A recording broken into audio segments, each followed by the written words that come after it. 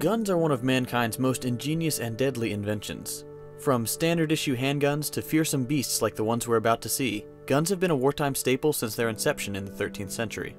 While most firearms follow a practical design scheme, over the course of the last several hundred years there have been some eccentric outliers. In this video, we're going to look at some of the largest, most ridiculously oversized guns in history. Let's start with the oldest weapon on our list, the Dardanelles Gun. While there were a handful of cannons technically larger than this one, unlike the Dardanelles Gun, very few of them were ever fired in anger. The massive cannon was cast out of bronze way back in 1464 in modern-day Turkey. It weighed a staggering 16.8 tons and was over 5 meters long. The projectiles for this beast were large stone balls up to 63 centimeters in diameter. The Dardanelles Gun looks impressive enough on paper, but what really makes it exceptional is that in 1807, 340 years after it was built, it was dusted off and pressed back into service to fend off the British Royal Navy in what became known as the Dardanelles Operation. The British suffered 28 dead from the old cannon's bombardment. 60 years later, it was gifted to Queen Victoria, and it now resides at Fort Nelson in Hampshire. For those of you who want the absolute biggest medieval artillery piece and aren't concerned with its military usage, up for your consideration is the Tsar Cannon. Like the Dardanelles Gun, this behemoth was cast in bronze. It was 5.3 meters long and weighed more than twice the Dardanelles Gun, a whopping 39.3 tons. As you might have guessed from its name, the Tsar Cannon hails from Russia. Specifically, it was crafted in Moscow in 1586 by Andrei Chokov.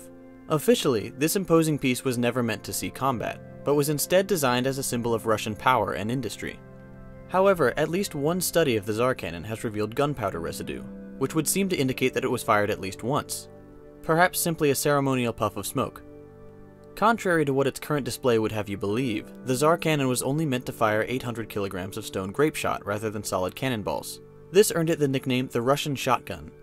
To this day, the Tsar Cannon holds the record for the largest muzzle-loading cannon ever built. Moving forward to World War I, we get a taste of truly ridiculous scale.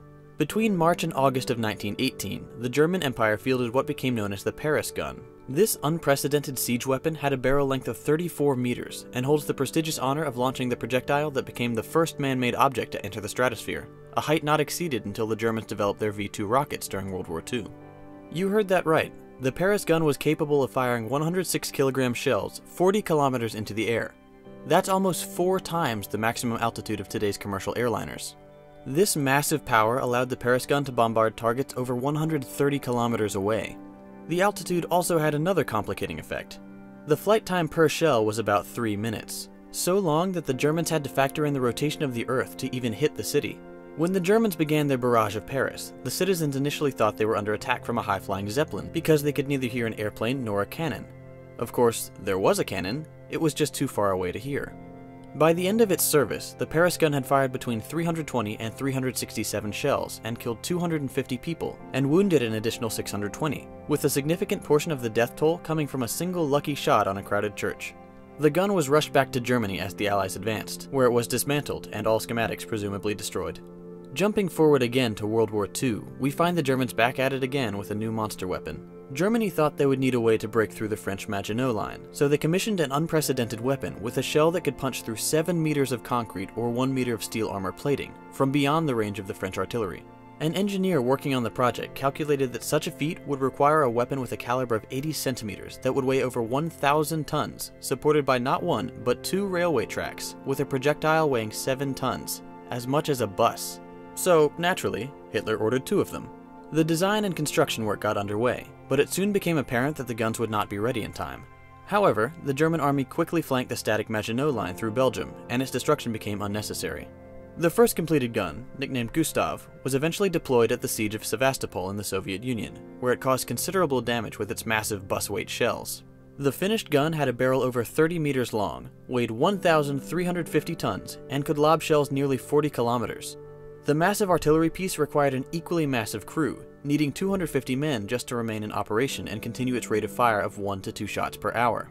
Besides the men required to operate the behemoth, the Gustav gun also called for 1,250 engineers, scientists, and guards to assemble it over the course of the 4 weeks following its arrival at the front, aboard 25 separate trains. It may have been a marvel of engineering, but it was a logistical nightmare. Gustav and its sister gun Dora were both dismantled by the Germans near the end of the war. To this day, The Gustav railway gun remains the largest caliber rifled weapon ever used in combat, the heaviest mobile artillery piece ever built, and fired the heaviest shells of any artillery piece ever made. And finally, the last gun on our list was never actually finished. But if it had been, it would have been the largest gun ever made. It was called Big Babylon, and was part of an overarching plan by Iraqi President Saddam Hussein to create several super guns. The project was headed by Canadian artillery expert Gerald Bull. Bull had a tumultuous history with many world powers, spearheading the development of advanced artillery capable of launching satellites into space, but also dabbling in illegal arms dealing. After a short stint in prison, he built a personal rapport with Hussein, and convinced him that Iraq needed such advanced capabilities if it were ever to become a regional power. Construction began on what was called Baby Babylon, a smaller-scale prototype of the planned supergun. Despite its reduced capabilities, Baby Babylon would have had a range of almost 650 kilometers. The real goal, Big Babylon, was planned to be over 156 meters long, weigh 2,100 tons, and have a bore of 1 meter. This absurdly huge artillery piece would have had the capability to fire 2-ton projectiles into orbit, where they could be guided to strike anywhere on the planet. When Iraq invaded Kuwait in 1990, Bull suddenly found himself working for a man considered the enemy of almost every nation on Earth. In March of the same year, Bull was assassinated with 5 shots to the back of the neck as he entered his apartment in Brussels. There's much speculation regarding who had Bull assassinated, but the mystery has never been solved. Regardless of the culprit, Project Babylon died with Bull. Had it been completed, Big Babylon would have been the most ridiculously huge weapon ever devised, and it's doubtful if any such project will ever be attempted again. If you'd like to learn more about the history of superguns and other artillery, check out the links in the description. If you enjoyed this video, make sure to subscribe to keep up to date with the latest content. You can watch my previous video by clicking here, or watch my other videos about weapons by clicking here. Thanks for watching, and I'll see you in the next video.